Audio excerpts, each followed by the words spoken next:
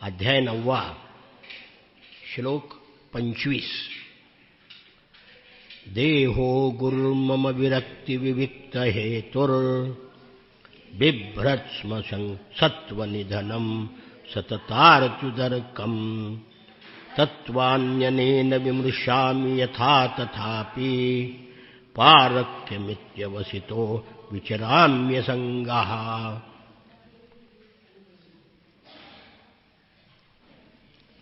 अवधूत यदुराजाला म्हणतात, राजा, माझा देह सुद्धा माझा गुरुच आहे. तो मला वैराग्य आणि विवेकाचा उपदेश करतो. जन्म मरण त्याला असल्यामुळं त्याच्या पाठीशी सतत दुःख लागलेलं आहे. या देहामुळं मी तत्वचिंतन करीत असलो तरी हा देह हिंस्र प्राणी अग्नी दुसऱ्याचाच आहे असा निश्चय करून या देहाची आसक्ती सोडून मी वागत असतो. कारण देह बरोबर येणार नाहीये, तो इथेच अग्नीच्या स्वाधीन करूनच जायचा आहे. जो मनुष्य पत्नी पुत्र धन दौलत पशु सेवक घर आप्तेष्ट यांची वाढ करतो, त्यांच्याकडून या देहाला सुख मिळेल अशी इच्छा बाळगतो, त्याचं पालनपोषण करतो, देहाला कष्ट देऊन धनसंचय करतो, तोच देह शेवटी बी निर्माण करून झाडाने नष्ट व्हावे तसं आपल्या पुढच्या जन्मासाठी कर्मरूप बीज तयार करून मृत्यूला कवटाळतो. जसे एखाद्या माणसाला त्याच्या पुष्कळशा सवती पत्नी आपापल्याकडे ओढून सतावतात, तसं जीवाला रसना खाद्यपदार्थाकडे ओढते. कधी तहान सतावते, कधी जननेंद्रिय व्याकुळ करते, कधी त्वचा पोट कान हे आपल्या विषयाकडे खेचून घेतात, कधी नाक सुगंधाकडे ओढते, चंचल डोळे रूप पाहण्याकरता आकर्षित होतात, कर्मेंद्रिय विषयाकडे ओढतात. भगवंतानी अनेक प्रकारच्या योनी निर्माण केल्या. झाडं, सरपटणारे प्राणी, पशु पक्षी, डास मासे. पण तरीसुद्धा इतक्या 84 लक्ष योनी निर्माण करून भगवंताला समाधान झालं नाही. मग मनुष्य निर्माण केला.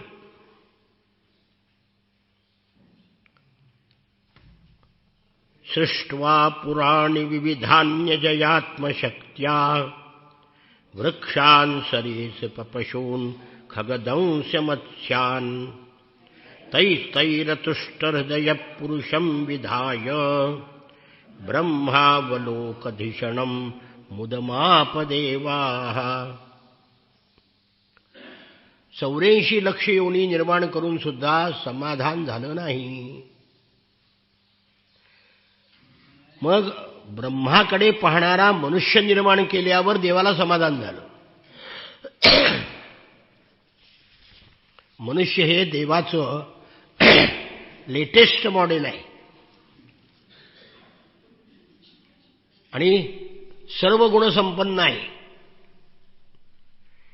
ब्रह्मज्ञानाची प्राप्ती फक्त मनुष्य जन्मातच आहे. हे दुर्लभ असलेलं मनुष्य शरीर पुष्कळ जन्मानंतर मिळालेलं आहे. याच जन्मामध्ये पुरुषार्थाची प्राप्ती होऊ शकते. पण ते शरीर विनाशी आहे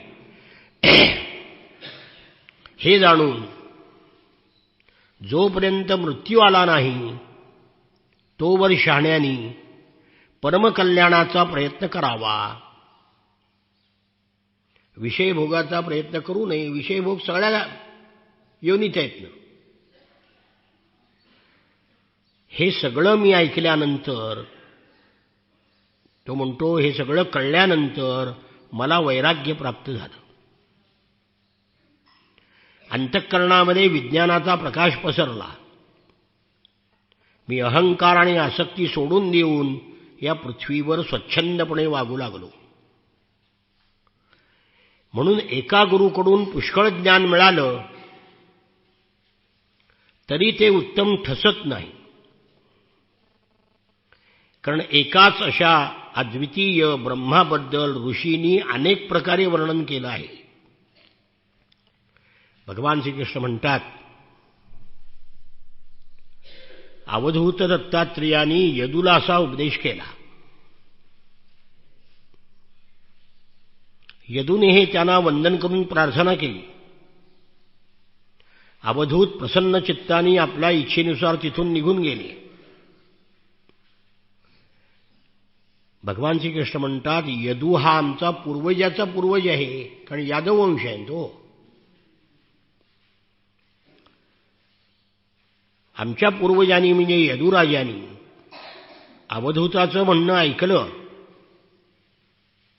आसक्तीपासून आपली सुटका करून घेतली आणि समदर्शी झाली. भगवान म्हणतात, श्री भगवान उवाच मयोदितेष्वहितः स्वधर्मेषु मदाश्रयः वर्णाश्रमकुलाचारम् अकामात्मा समाचरेत्. साधकांनी वर्ण, आश्रम, कुळ यांचे निष्काम भावाने आचार पाळावेत. स्वधर्माच्या आचरणाने शुद्ध झाले, त्याने विषयामध्ये आसक्त झालेले लोक विषयांना सत्य मानून सुखाकरता जी कर्म करतात ती कर्म दुःख प्राप्त करून देतात. हे लक्षात ठेवावं. सुखाकरता जे जे करतो ते ते दुःखाला कारण होतं. झोपलेला मनुष्य स्वप्नामध्ये अनेक विषय पाहतो, जागेपणी सुद्धा विषयाचं चिंतन करतो. इंद्रियांनी दिसणारे आणि अनेक असल्यामुळे खोटेच आहेत असे ते समजते. इंद्रियाच्या द्वारे बाहेरील विषयामध्ये जाणवणारी भेदबुद्धी सुद्धा खोटीच आहे. म्हणून माणसाने नित्य नैमित्तिक कर्माचं आचरण करावं. सकाम कर्म कधीही करू नयेत. आत्मज्ञानासाठी प्रयत्नशील व्हावं आणि आत्मज्ञान झाल्यावर मग नित्यकर्माची फिकीर करू नये. माझ्या भक्तांनी अहिंसा, सत्य, अस्तेय, ब्रह्मचर्य, अपरिग्रह याला यम म्हणतात. शौच, संतोष, तप, स्वाध्याय, ईश्वर प्रणिधान याला नियम म्हणतात. यमनियमाचं पालन करावं. गुरुजवळ जाऊन माझं स्वरूप समजावून घ्यावं आणि गुरुची सेवा करावी. कसलाही अभिमान धरू नये, कोणाचाही मत्सर करू नये, नेहमी सावध असावं. मी आणि माझं हा भाव सोडावा. गुरुबद्दल आणि ईश्वराबद्दल निस्सीम प्रेम ठेवावं. तत्व जाणून घेण्याची जिज्ञासा असावी. घाई करू नये. कोणाबद्दलही दोषदृष्टी ठेवू नये. निरर्थक आणि असत्य भाषण करू नये. पत्नी, पुत्र, घर, जमीन, आप्तेष्ट, धन या सर्वांमध्ये एकच आत्मा असल्यामुळे सर्वांची सुखदुःख ही स्वतःसारखीच आहेत असा समभाव ठेवून तटस्थ राहावे. आत्मा सगळ्यापेक्षा वेगळा आहे. जळणाऱ्या लाकडापासून आणि प्रकाश देणारा अग्नी वेगळा असतो. वेगळा असणारा अग्नी लाकडाच्या आकारामुळे लहान मोठा भासतो, तसं प्राण्याच्या शरीरामध्ये वेगवेगळे आकार असल्यामुळे आत्मा वेगळा असूनही देहाचे गुण धारण करतो. मनुष्याचं शरीर त्रिगुणाचं बनलेलं आहे, सत्व रज तम. याच्यामुळे मी आणि माझेपणा आहे आणि त्यामुळे संसार मागे लागला आहे. त्याचा नाश आत्मज्ञानाने होतो. म्हणून सूक्ष्म आणि स्थूल देहाबद्दल सत्यबुद्धी, हे सत्य आहे, ही बुद्धी सोडून द्यायची. यज्ञासाठी उंबराच्या लाकडातून घुसळून अग्नी काढतात, लाकडावर लाकूड घुसळतात. खालच्या लाकडाला अधर आरणी म्हणतात, वरच्या लाकडाला उत्तर आरणी म्हणतात, मधल्या उभ्या रवीसारख्या लाकडाला मंथनकाष्ठ म्हणतात. हे घुसळणं म्हणजे अग्नी उत्पन्न होतो.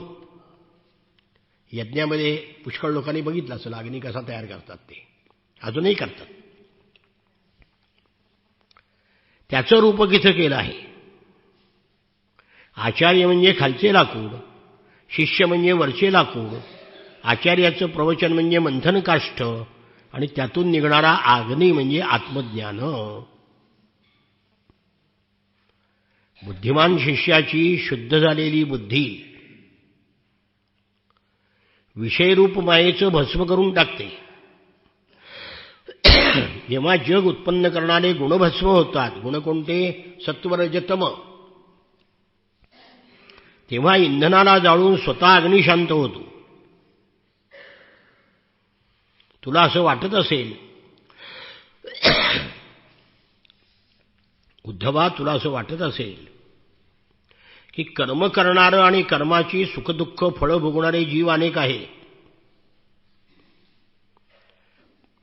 ही सगळी शास्त्र, कर्मापासून मिळणारं शरीर हे सगळं नित्य आहे. पण हे खरं नाही. हे नित्य मानलं तर मोक्ष कधी मिळणार नाही. मनुष्य परतंत्र आहे, पराधीन आहे.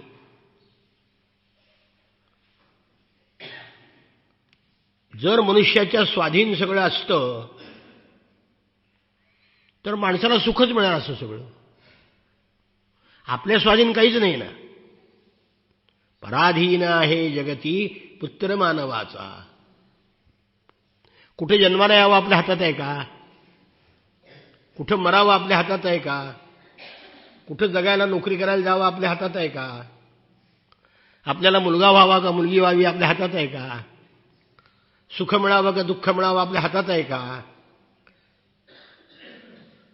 दारिद्र्य भोगावं का श्रीमंती भोगावी आपल्या हातात आहे का? आपल्या हातात काहीच नाही. म्हणून स्वातंत्र्य ही भ्रामक कल्पना आहे. लोकशाहीमधली जी मूल्य सांगतात का नाही, सगळी खोटी आहेत. स्वातंत्र्य, जगात कोण स्वतंत्र आहे? कोणी स्वतंत्र आहे? जगामध्ये कर्म करणारा आणि त्याची सुखदुःख भोगणारा मनुष्य संपूर्णपणे परतंत्र आहे.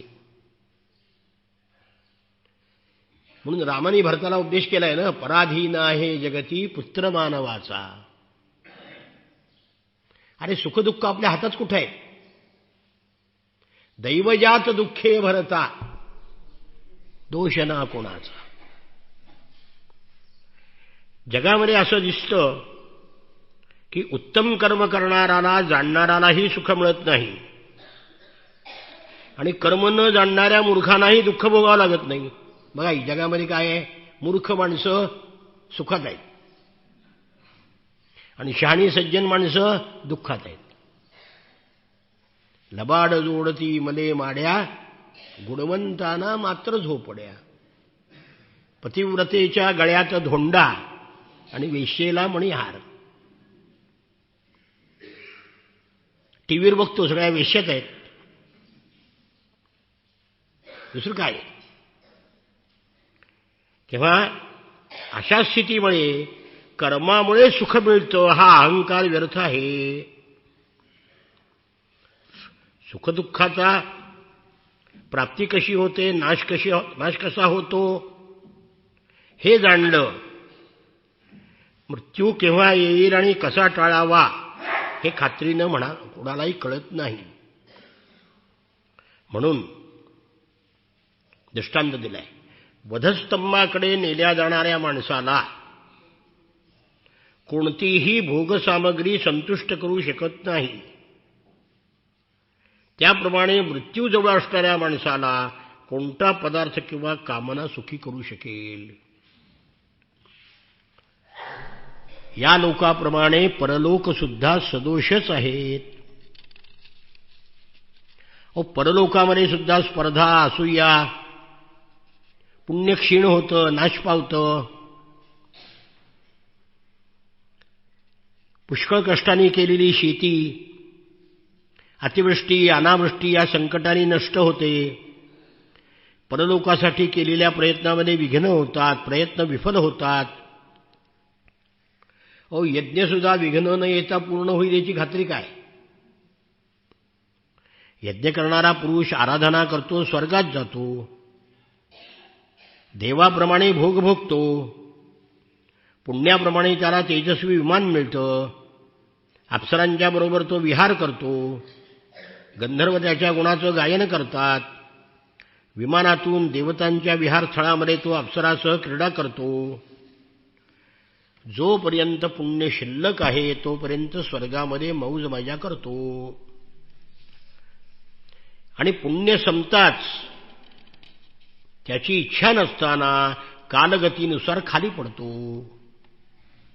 क्षीणे पुण्ये मर्त्यलोकम विशंती असं गीतेत आहे. इथं काय आहे? क्षीण पुण्य पचंत्यर्वांग अनिच्छन कालचालिता. एखादा मनुष्य दुष्टाच्या संगतीमध्ये सापडून अधर्माने वागू लागला, इंद्रियाच्या अधीन होऊन स्वच्छंदपणे वागू लागला, कंजूषपणे वागू लागला, लोभी झाला, स्त्री लंपट झाला, प्राण्यांना त्रास देऊ लागला, शास्त्राच्या विरुद्ध पशूचा बळी देऊ लागला, भूतप्रेताची उपासना करू लागला, तर त्याला अंधकारमय घोर नरकात जावं लागतं.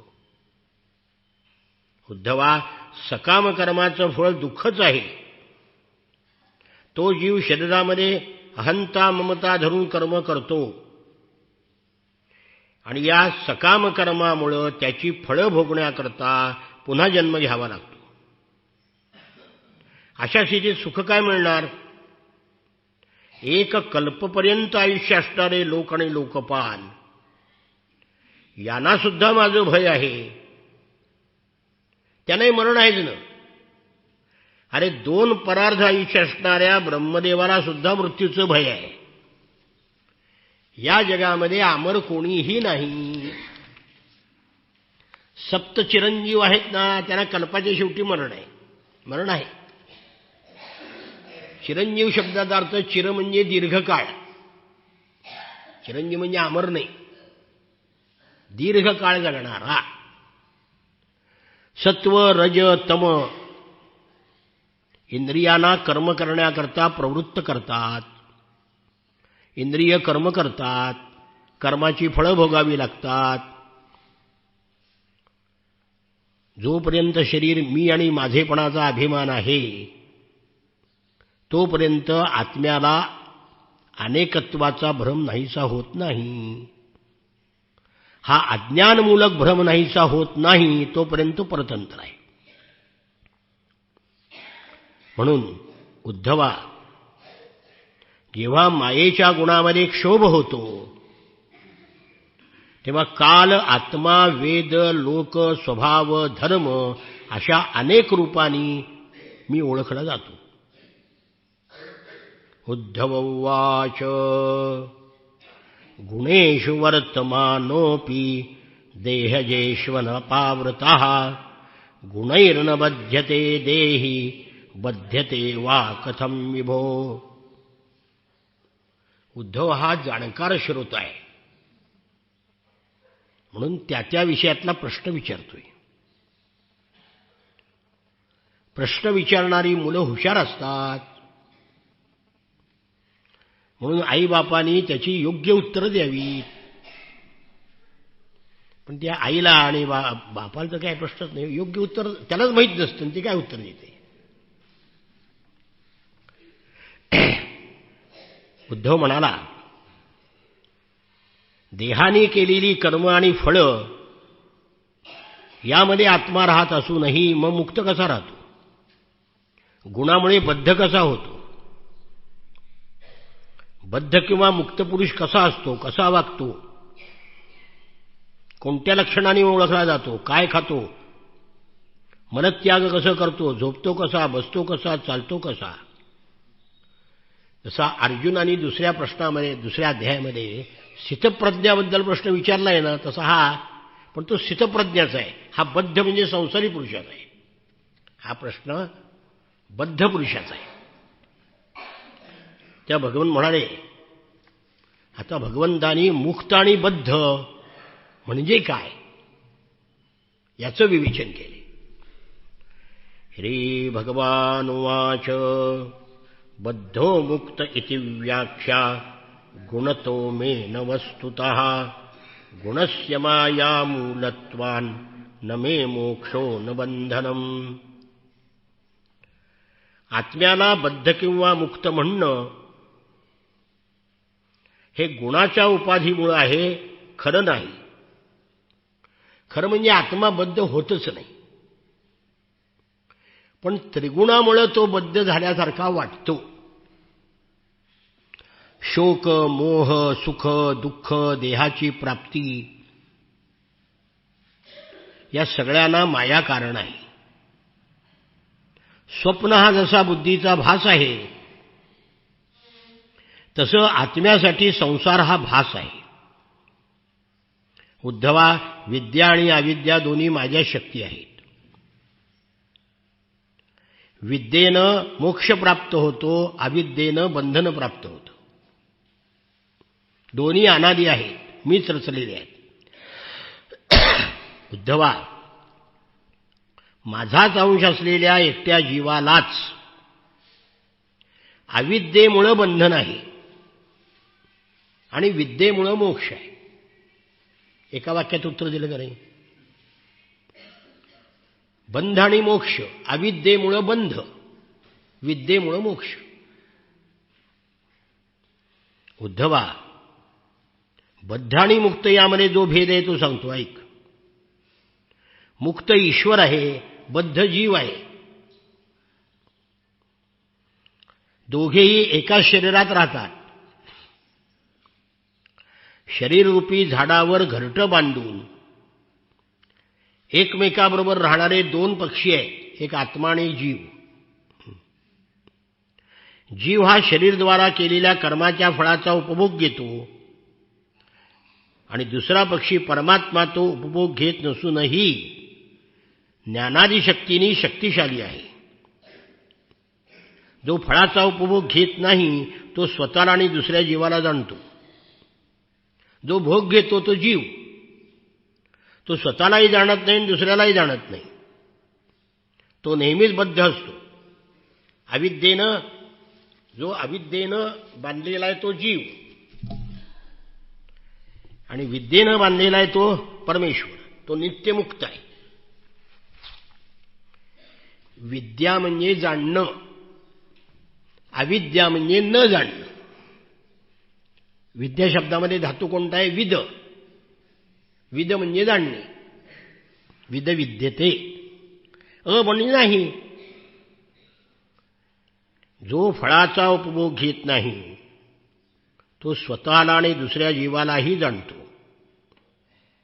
पण जो भोग भोगतो तो स्वतःलाही जाणत नाही, दुसऱ्यालाही जाणत नाही. जो अविद्येने युक्त आहे तो बद्ध आहे, जो विद्येने युक्त आहे तो मुक्त आहे. आत्मज्ञानी पुरुष देहामध्ये राहून सुद्धा गुणधर्माशी संबंध ठेवत नाही, पण अज्ञानी मनुष्य आपला आत्म्याच्या शरीराशी काही संबंध नाही असं समजतो. देह म्हणजे मी असं मानतो आणि मग सुखदुःख भोगतो. इंद्रिय ही तिन्ही गुणाचे विकार आहेत. विषय सुद्धा गुणाचेच विकार आहे. इंद्रियांनी विषय घेणं हा गुणांचा आपसामधला व्यवहार चालू आहे हे जाणून आत्मज्ञानी पुरुषांनी निर्विकार राहून काही करत नाही असं जाणावं. शरीर प्रारब्धाच्या अधीन आहे आणि त्याच्यामुळे मनुष्य संसार बंधनामध्ये अडकतो. पण जो ज्ञानी विरक्त आहे त्याच्या सगळ्या क्रिया झोपणं, बसणं, उठणं, हिंडणं, फिरणं इंद्रिय परस्पर करीत आहेत असं समजून त्याच्यापासून तो अलिप्त असतो. कर्मानी बद्ध होत नाही. जसं आकाश, सूर्य, वायू कोणाचेही गुणदोष ग्रहण करत नाहीत, कोठेही लिप्त होत नाहीत, तसं ज्ञानी पुरुष कुठेही लिप्त होत नाही. गुणापासून तो मुक्त असतो. त्याच्या शरीराला कोणी हिंसकांनी पीडा दिली तरी तो दुःखी होत नाही. त्याची पूजा केली तरी कोणी तो सुखी होत नाही. हे सगळं ज्याच्या चरित्रामध्ये आहे ते जडभरत, ऋषभदेव, आता अवधूत, दत्तात्रय, ही जी माणसं आहेत सगळी यांच्या जीवनामध्ये हे सगळं आहे. शब्दज्ञानामध्ये पारंगत असलेल्या विद्वानाला जर परब्रह्माचा अनुभव आला नसेल तर त्याचे परिश्रम दूध न देणाऱ्या गाय पाळण्यासारखं निरर्थक आहे. सगळे कीर्तनकार, प्रवचनकार, माझ्यासारखे पुराणिक आम्ही शब्दज्ञानी आहोत. कळलं का? आम्ही शब्दज्ञानी आहोत. पण शब्दज्ञानाशिवाय ज्ञानाकडे जाता येत नाही ना. पहिली पायरी ती. तेच जर नसेल तर पुढे जाणार कसं? म्हणून उद्धवा, दूध न देणारी गाय, कुलटा स्त्री, पराधीन देह, दुर्गणी मुलं, अपात्र माणसाला दिलेलं धन, माझं न वर्णन करणारी वाणी सांभाळणारा मनुष्य दुःख भोगतो. या सगळ्या यादीत आपण अडकतोय की नाही? हे वाचायला लागलं म्हणजे असं वाटतं की आपलंच वर्णन केलं हे सगळं. ह्यांना सांगितलं कोणी आपण अशी आहोत म्हणून. उद्धवा, जी वाणी जगाची उत्पत्ती, स्थिती, संहार, माझ्या पवित्र कर्माचं, लोकप्रिय लीलावताराचं वर्णन करीत नाही ती वाणी वांझ आहे. ज्ञानी पुरुषाची वाणी अशी असत नाही. अशा प्रकारे तत्वजिज्ञासेनं आत्म्यामध्ये अनेकत्वाचा भास दूर करावा. मन माझ्या ठिकाणी लावावं. इतर गोष्टी सोडून देऊन शांत व्हावं.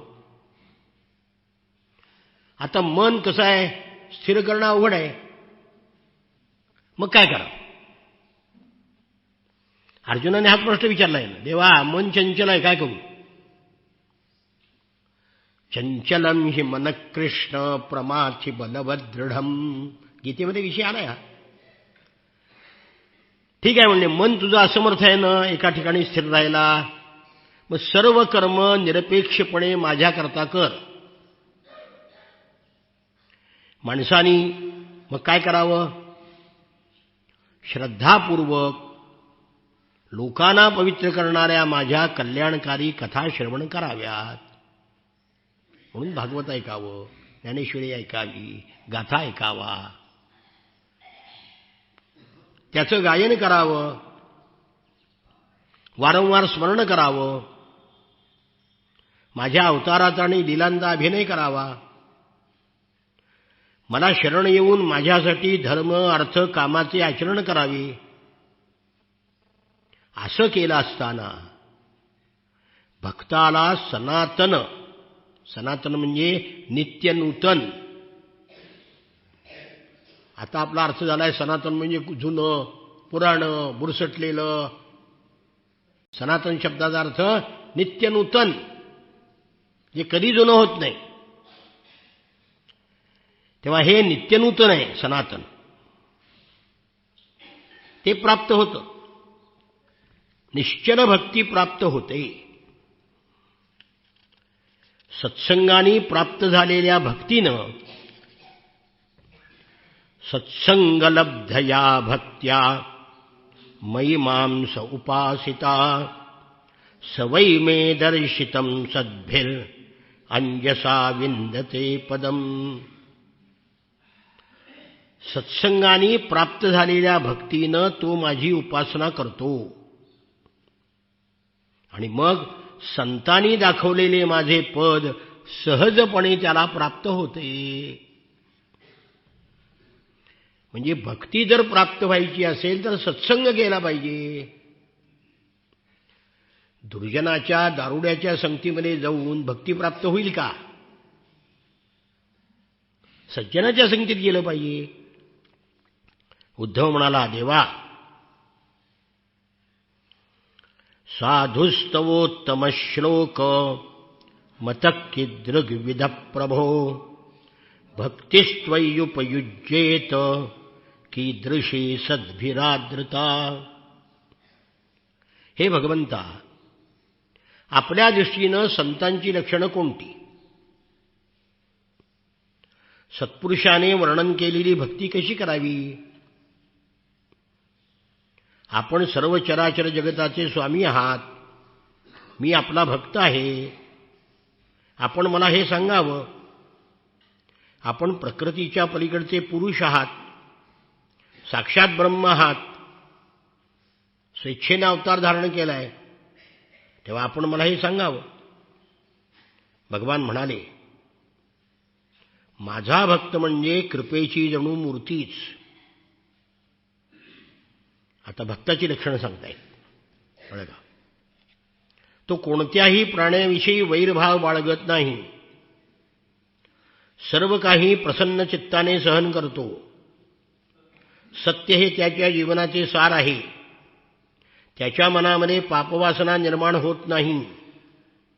तो समदर्शी, सर्वावर उपकार करणारा असतो. यातलं एक एक वाक्य एकेका प्रवचनाचा विषय आहे. कामनामुळे त्याची बुद्धी कलुषित होत नाही. तो संयमी, गोड स्वभावाचा, पवित्र असतो. संग्रह करत नाही, काही मिळवण्याचा प्रयत्न करत नाही. जरुरी पुरते खातो पितो, जगण्याकरता खातो. आम्ही सगळे खाण्याकरता जगत असतो. शांत असतो. स्वधर्माच्या आचरणामध्ये बुद्धी त्याची स्थिर असते. तो मलाच शरण असतो. आत्मतत्वाच्या चिंतनामध्ये मग्न असतो. तो सावध, निर्विकार, धैर्यवान असतो. तहान, भूक, शोक, मोह, जरा, मृत्यू हे विकार त्याने जिंकलेले असतात. तो स्वतः मानाची इच्छा ठेवीत नाही, इतरांचा सन्मान करतो. माझ्या भक्तीची महती पटवून देण्यामध्ये निष्णात असतो. तो सर्वांचा मित्र असतो. त्याच्या हृदयामध्ये करुणा असते. माझ्या तत्वाचं त्याला यथार्थ ज्ञान असतं. तो शास्त्रामध्ये सांगितलेले गुण आणि दोष जाणूनही भक्तीला ते जर बाधक असतील तर धर्माधर्माचा त्याग करतो. माझ्या भक्तीतच मग्न असतो. तो श्रेष्ठ भक्त. मी कोण आहे, किती मोठा आहे, कसा आहे, हे जाणून किंवा न जाणून आनंदी भावाने माझं भजन करतो. तो माझा परमभक्त आहे. माझ्या मूर्ती, माझे भक्त यांचं दर्शन, स्पर्श, पूजा, सेवा, स्तुती, वंदन इत्यादी करतो. माझे गुण आणि कर्म याचं कीर्तन करतो. तो भक्त. म्हणून उद्धवा, माझ्या कथा श्रद्धेने ऐकाव्यात. नेहमी माझं ध्यान करावं. जे काही मिळेल ते मला अर्पण करावं. स्वतःला माझा दास समजून सर्व भावे मला सगळं अर्पण करावं. माझा दिव्य जन्म कर्म इतरांना सांगावी. जन्माष्टमी रामनवमी या उत्सवाच्या वेळी संगीत नृत्य वाद्य हे कार्यक्रम करून मंदिरामध्ये आनंदोत्सव साजरे करावे किंवा करवावे. वार्षिक उत्सवाच्या वेळी माझ्या क्षेत्राच्या वाऱ्या कराव्यात, मिरवणुका काढाव्यात, विविध सामग्रींनी माझी पूजा करावी, वैदिक आणि तांत्रिक पद्धतीने दीक्षा ग्रहण करावी, माझ्या एकादशी वगैरे व्रतांचं पालन करावं. मंदिरामध्ये माझ्या मूर्तीची श्रद्धेनं स्थापना करावी. काम एकट्याने होत नसेल तर इतरांना बरोबर घेऊन पूर्ण करावं.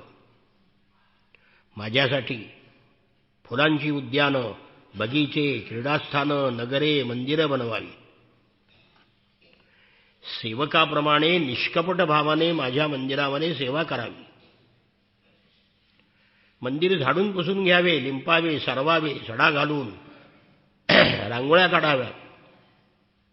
अभिमान धरू नये, ढोंग करू नये, आपण केलेल्या कार्याचा डांगोरा पेटू नये. आपण अर्पण केलेल्या दिव्याच्या प्रकाशाचा सुद्धा स्वतःसाठी उपयोग करू नये. दुसऱ्या देवतेला अर्पण केलेली वस्तू मला अर्पण करू नये. जगामध्ये जी जी वस्तू आपल्याला सर्वाधिक प्रिय आहे, चांगली वाटते, ती भगवंताला अर्पण करावी. असे केल्याने ती वस्तू अनंतपटीने फळ देणारी होते. उद्धवा, सूर्य, अग्नी, ब्राह्मण, गायी, वैष्णव, आकाश, वायू, जल, पृथ्वी, आत्मा, सर्व प्राणी ही माझ्या पूजेची ठिकाणे आहेत. जे जे भेटे भेदभूत, ते ते मानिजे भगवंत. प्रिय उद्धवा, वेदमंत्राने सूर्याच्या ठिकाणी माझी पूजा करावी. हवनाने अग्नीमध्ये, आतिथ्याने ब्राह्मणामध्ये आणि चारा वगैरे घालून गायीच्या ठिकाणी माझी पूजा करावी. म्हणजे अग्नीची पूजा म्हणजे हवन, ब्राह्मणाची पूजा म्हणजे आदर सत्कार आणि गायीची पूजा म्हणजे चारा घालणं. विष्णुभक्ताला आपला भाऊ समजावं, त्याचा आदर करावा.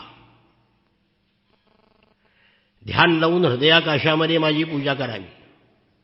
मुख्य प्राण समजून वायूमध्ये, फुले इत्यादी वाहन पाण्यामध्ये, फुलं पाण्यामध्ये वाहून माझी पूजा करावी. रहस्यमय मंत्रांनी वेदीवर पूजा करावी. आपण घेत असलेले भोग आपल्यामधील सर्वात्मा प्रभूच घेतात अशी भावना करून विषय सेवन करावं. सर्व प्राण्यामध्ये मीच एक आहे, समभावाने व्यापून आहे अशी भावना करणं म्हणजे माझी पूजाच आहे. या सर्व ठिकाणी माझं चतुर्भुज रूप दृष्टीपुढे आणावं आणि एकाग्र होऊन पूजा करावी. अशा प्रकारे जो मनुष्य एकाग्र चित्ताने यज्ञयाग करतो, धर्मशाळा, विहिरी, आपूर्त कर्म करतो, त्याला माझी श्रेष्ठ भक्ती प्राप्त होते. त्याचप्रमाणे संतांची सेवा केल्याने माझ्या स्वरूपाचं ज्ञान होतं. प्रिय उद्धवा, प्रायेण भक्ति योगेन सत्संगेन विनोद्धव नोपायो विद्यते सध्यं प्रायणं हि सतामहं. सारांश एका श्लोकात. उद्धवा, सत्संग आणि भक्तियोग या दोन साधना व्यतिरिक्त संसार सागरातून पार होण्याकरता दुसरा कोणताही उपाय नाही. एका वाक्यात सांग. भगवंताला प्राप्त करण्याकरता आणि संसार समुद्रातून तरुण जाण्याकरता दोनच मार्ग, सत्संगती आणि भक्ती. उद्धवा, तू माझा प्रिय सेवक आहेस, हिताची इच्छा करणारा आहेस, सखा आहेस, ऐकण्याकरता इच्छुक आहेस, म्हणून तुला मी हे रहस्य सांगणार आहे. भक्तोसी मे सखा चेती रहस्यम हेतदुत्तमम. अर्जुनाला हेच म्हणले, भक्तोसी, तू माझा भक्त आहेस, सखा चेती, मित्र आहेस, म्हणून तुला मी गीता सांगतोय. श्री भगवानुवाच न रोधयति मां योगो न सांख्यं धर्म एव च न स्वाध्यायस्तपस्यागो नेष्टापूर्तन्न दक्षिणा. सर्व आसक्ती नष्ट करणारी सत्संगती आहे. त्या सत्संगामुळे भक्त मला जसा प्राप्त करतो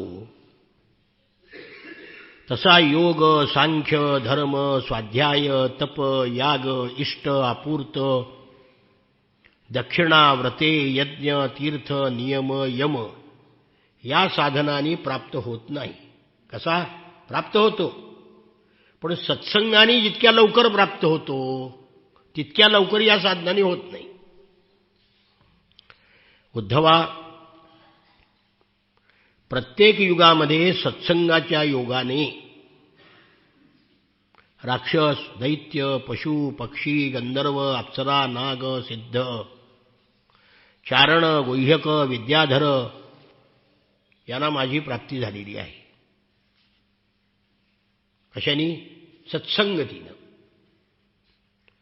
मनुष्यामध्ये वैश्य, शूद्र, स्त्री, अंत्यज, रजोगुणी, तमोगुणी स्वभावाच्या पुष्कळ जीवांनी सत्संगतीनं माझं परमपद प्राप्त करून घेतलं आहे.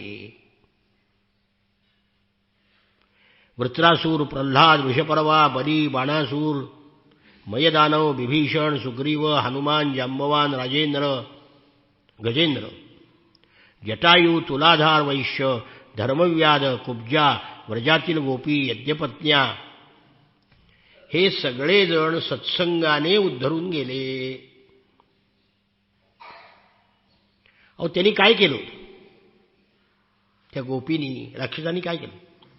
त्यांनी वेदाध्ययन केलं नव्हतं, महापुरुषाची सेवा केली नव्हती, कोणतीही व्रत केली नव्हती, तपश्चर्या केली नव्हती, मग केवळ सत्संगाने उद्धरून गेले. गोपी, गायी, यमलार्जुन वृक्ष, व्रजातील हरिण इत्यादी पशु सर्वांनी भक्तीनं मला प्राप्त करून घेतलं. याखेरीज कालिया नागासारखे अज्ञानी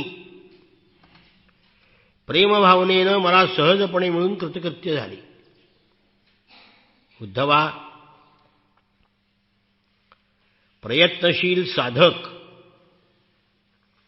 योग, सांख्य, दान, व्रत, तपश्चर्या, यज्ञ, वेदाध्ययन, स्वाध्याय, संन्यास इत्यादी साधनाच्या द्वारे मला प्राप्त करून घेऊ शकत नाहीत. केवळ सत्संगाने माझी प्राप्ती होते. उद्धवा, अक्रूर ज्यावेळी बलरामदारासह मला व्रजातून मथुरेला घेऊन निघाला तेव्हा माझ्याविषयीच्या गाढ प्रेमामुळे माझ्यावर चित्त दडलेल्या गोपी माझ्या वियोगाच्या तीव्र दुःखाने इतक्या व्याकुळ झाल्या की त्यांना माझ्याखेरीज कोणतीही वस्तू आनंद देऊ शकत नव्हती. अत्यंत प्रियतम असा मी वृंदावनामध्ये होतो तेव्हा त्यांनी रासक्रीडेच्या रात्री माझ्या समवेत ती रात्र अर्ध्या क्षणाप्रमाणे घालवल्या. किती? 6 महिने म्हणून क्रीडा केली. परंतु प्रिय उद्धवा, मी गेल्यावर त्या रात्री, त्याच रात्री मी नसल्यामुळे त्यांना एक एक कल्पाप्रमाणे वाटू लागल्या. माझ्या ठिकाणी मनबुद्धी एकवटलेल्या त्यांना माझ्याशिवाय आपले आप्त, इष्ट, स्वतःचं शरीर, इहलोक परलोक कशाचीही शुद्ध राहिली नाही. जसे मुनी समाधी रूपामध्ये भगवंताशी एकरूप होतात, नद्या समुद्राला मिळाल्यावर नामरूप विसरून विलीन होतात, तशा गोपी माझ्यामध्ये विलीन झालेल्या होत्या. त्या माझं खरं स्वरूप जाणत नव्हत्या, त्या मला प्रियतम समजत होत्या, जार भावानी भेटण्याची इच्छा करीत होत्या, तरी सुद्धा शेकडो हजारो स्त्रियांनी केवळ सत्संगाच्या प्रभावाने मला परब्रह्म असलेल्या मला प्राप्त करून घेतलं. कामाने, द्वेषाने, भयाने म्हटलंय मागे त्या शिशुपालाच्या आख्यानामध्ये. म्हणून उद्धवा, तू विधी, निषेध, प्रवृत्ती, निवृत्ती, इहलोकासंबंधी परलोकासंबंधी सगळ्या कर्माचा त्याग कर. सर्व प्राण्यांचा आत्मा असलेल्या एकमेव मला म्हणजे परमात्म्याला अनन्य भावाने शरण ये. मग तुला कोणत्याही प्रकारचं भय राहणार नाही. उद्धव म्हणाला, हे ईश्वरा, आपला उपदेश ऐकून माझ्या मनामध्ये एक संशय उत्पन्न झालाय. बघा किती जिज्ञासू श्रोता आहे. मी स्वधर्मानुसार कर्म करावे की सर्व सोडून आपल्याला शरण यावं? तुम्ही शरण या म्हणला ना, मग माझी कर्म कुठे करायची? भगवान म्हणाले,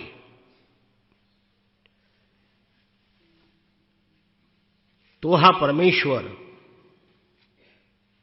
प्रथम मूलाधार चक्रामध्ये प्रथम अनाहत नादस्वरूप परावाणी नावाच्या प्राणासह मूलाधार चक्रामध्ये प्रवेश करतो. नंतर मनोमय सूक्ष्म रूप ग्रहण करतो. नंतर मणिपूर चक्रामध्ये पश्चंती नावाची वाणी होतो.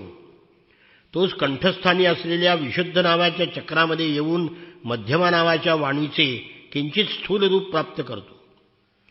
त्यानंतर तोच मुखामध्ये येऊन ऱ्हस्व दीर्घ इत्यादी मात्रा, उदात्तानुदात वगैरे स्वर, ककारादी वर्ण यांच्या रूपाने वैखरी नावाची स्थूल वाणी प्राप्त होते. जसा आकाशात वाऱ्याचा मित्र अग्नी हा उष्णतेच्या रूपात असतो, तो जोराने लाकडावर लाकूड घासत असताना ठणकीच्या रूपात प्रकट होतो, तोच हवीरद्रव्य मिळाल्यानंतर प्रज्वलित होतो, त्याप्रमाणे या वाणीच्या रूपाने मी प्रकट होतो.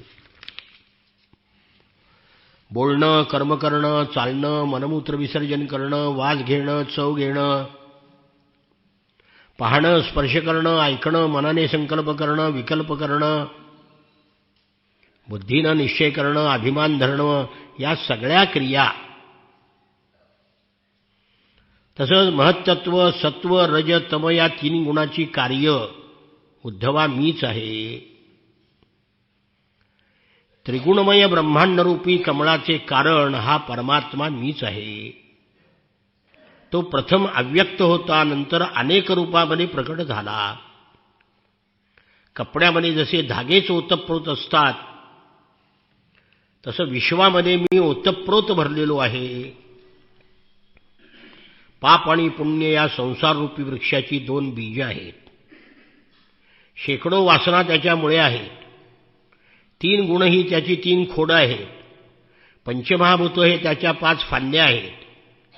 त्यामधून 5 प्रकारचे रस, शब्द, स्पर्श, रूप, रसगंध बाहेर पडतात. 10 इंद्रिय आणि 1 मन त्याच्याच फांद्या आहेत. 1 जीव आणि 1 ईश्वर त्या झाडावर घरटे बांधून राहतात. वात, पित्त, कफ या 3 साली आहेत. सुखदुःख ही 2 फळं आहेत. असा हा संसार वृक्ष सूर्यमंडलापर्यंत पसरलेला आहे. विषय लोलूप ग्रहस्थ या झाडाची दुःखरूप फळं खातात, परंतु वनवासी संन्यासी सुखरूप फळं खातात. एक असणारा मी मायेमुळे अनेक रूप झालो. हे श्री गुरुकडून जे लोक जाणून घेतात तेच वेदाचं रहस्य जाणतात.